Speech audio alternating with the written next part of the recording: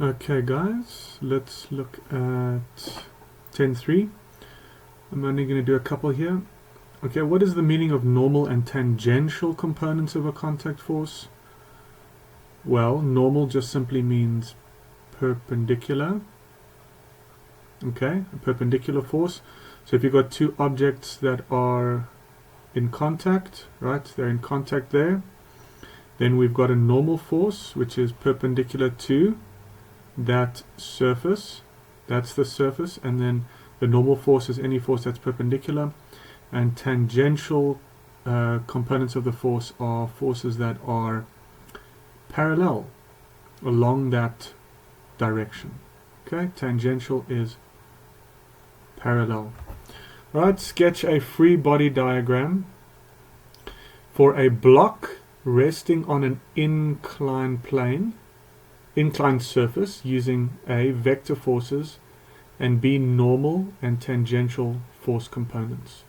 Vector forces, A, and B, normal and tangential force components. Okay.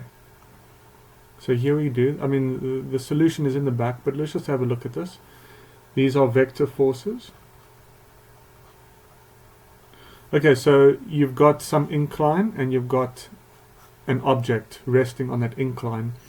If you just draw the vectors, you're going to have this guy acting down, force of gravity, earth on the box, earth on box. And then because it is in equilibrium, you need a counteracting force, which is this one. It is a surface on the box, and it's a contact force, FC, contact, SB. Okay, so I don't need to I'm not going to rewrite all of this. Okay, but this refers to the vector forces. Okay.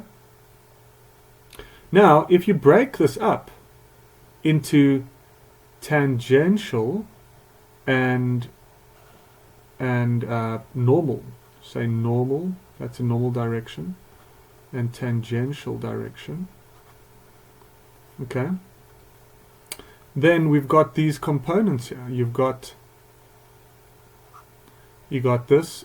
This is also FC, contact between the surface and the block. Then you've got this component in the normal direction. It's also a contact force.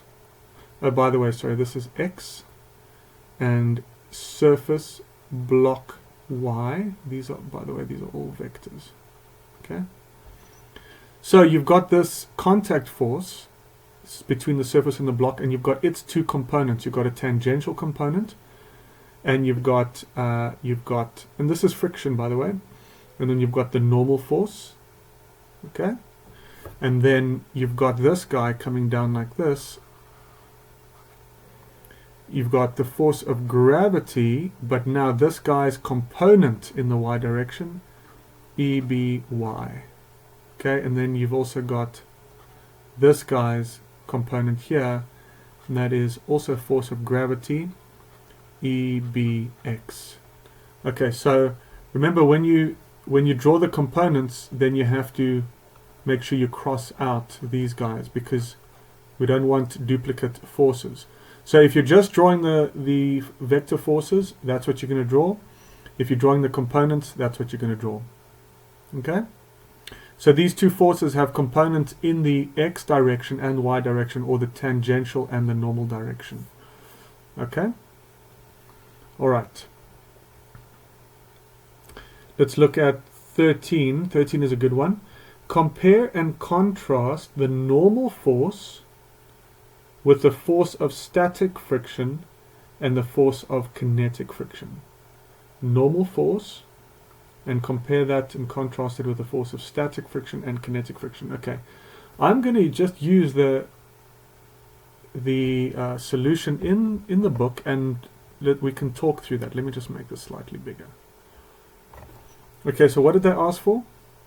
They asked for the normal force, and then the force of static and kinetic friction. All right.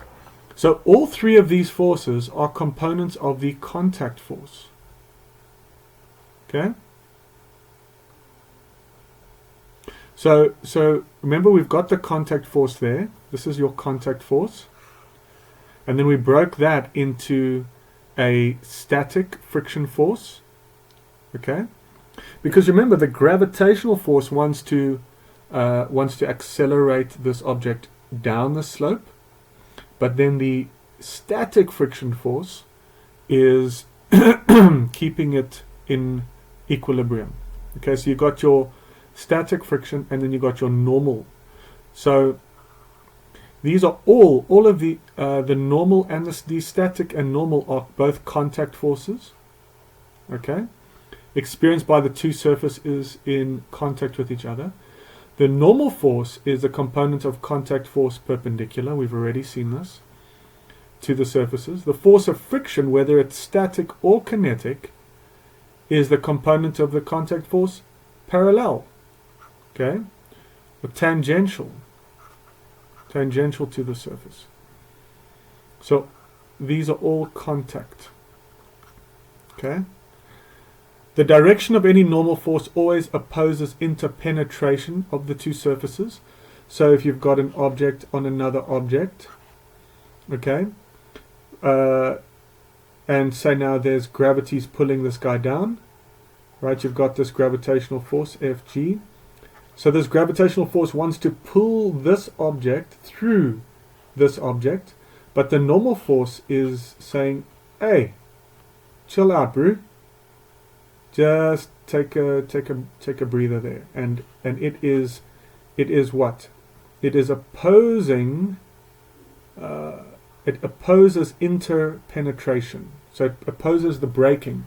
However, this has a maximum limit, and then eventually, if you keep increasing this force, the normal force will no longer be able to withstand that force. Okay. Then what about the direction of the friction force? It always opposes slipping. Okay? It always opposes slipping. So this object wants to move down. Well, it doesn't want to. A force is pushing it down or pulling it down. And so this friction force wants to resist this relative motion. Okay?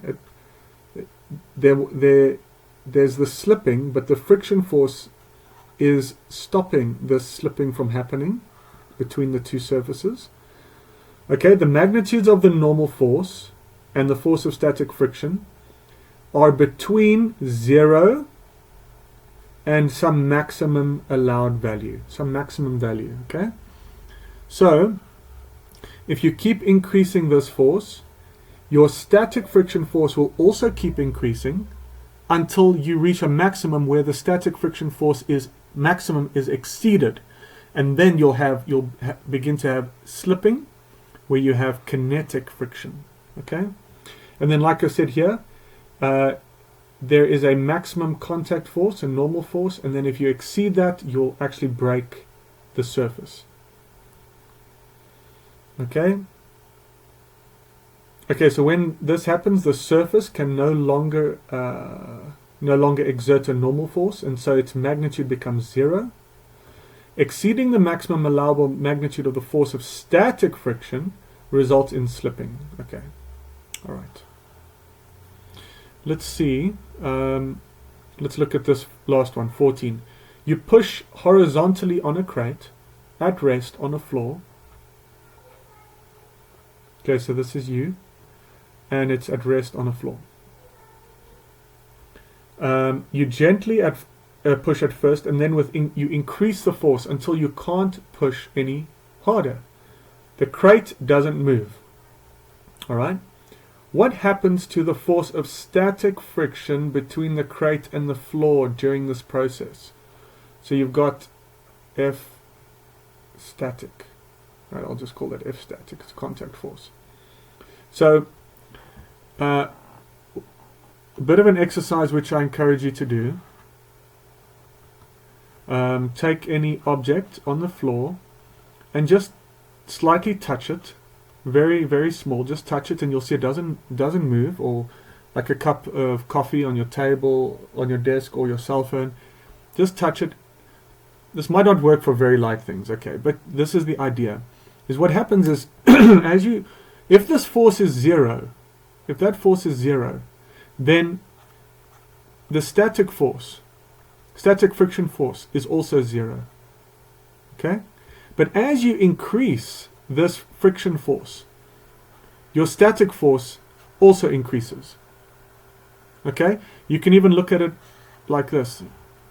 This is your static friction force, and this is your applied force, right? This is your hand applying there, and you'll notice when your applied force is zero, then your static force is zero.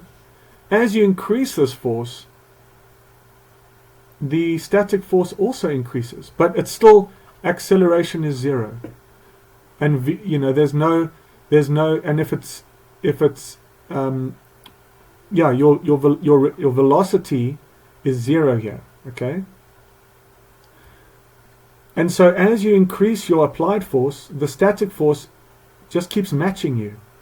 Whatever applied force you apply, it applies. So it's in equilibrium until you reach a certain maximum, an F max, okay? And then if you increase your force after that, it breaks free, and then what happens is then it begins to move, okay? So that's the basic idea there. So what happens to the force of static friction? It keeps increasing to match your force up until a maximum. But in this case, they don't reach that maximum. Well, they might have reached the maximum, but the minute that you increase the force, it breaks free, and it begins to move and slip. And then you've got kinetic friction.